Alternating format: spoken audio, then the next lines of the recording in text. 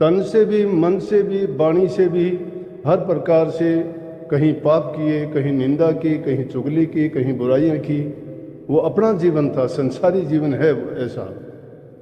ये चीज़ें आम जीवन में होती हैं, सबके साथ होती हैं, परोक्ष रूप से नहीं तो अप्रोक्ष रूप से। कई बार हम ना चाहते हुए भी ऐसी हो जाती हैं, लेकिन उस जीवन में वो अज्ञान से भरा हुआ जीवन होता है, जिस प्रकार से अंधकार में चले जाते हैं। हमें ये जीवन के महत्व को पता नहीं है कि इंसान का चोला हमें क्यों मिला, क्या अर्थ था, क्या करना था, क्या करना चाहिए।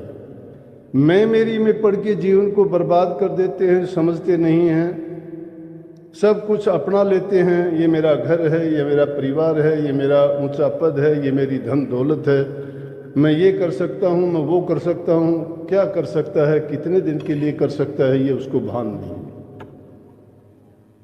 लेकिन जब सतगुरु की शरण में जाता है, सतगुरु की वाणी सुनता है, वचन सुनता है, उसको सतगुरु अपने वचनों के द्वारा ये समझा देते हैं कि जीवन क्षण भंगुर है, कुछ समय के लिए मिला है, अपने आप को सुधारने के लिए, जीवन को संवारने के लिए मिला है। और उसके बाद जब गुरु की शरण में गए तो वो जीवन हमारा नहीं रह जाता।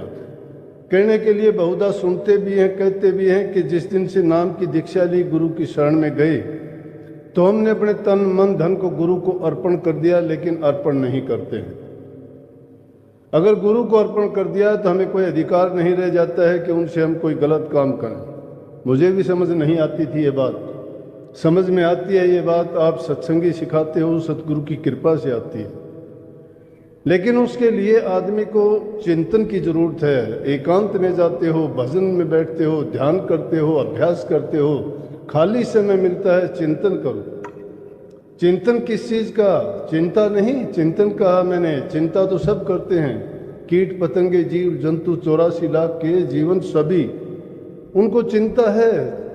किस चीज की चिंता है? कि दाने दुनके की चिंता है, अपने बच्चों को पालने की चिंता है, कहीं घोंसले बनाने की चिंता है, सर्दी गर्मी से बचने के लिए प्रयास करते हैं। लेकिन इंसान को चिंताओं के साथ, चिंताओं से मुक्त होकर चिंतन करना चाहिए। चिंतन जब ये करना सीखता है, वो गुरु का दिया हुआ ज्ञान और समझ इसको जब आती है, तो इसको ये भान होता है कि हाँ, मुझे जो काम करना चाहिए था वो गुरु ने मुझे रास्ता दिखाया, वो नाम है।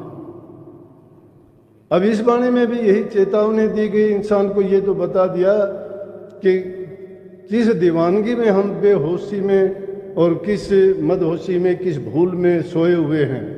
एक दिन हमारे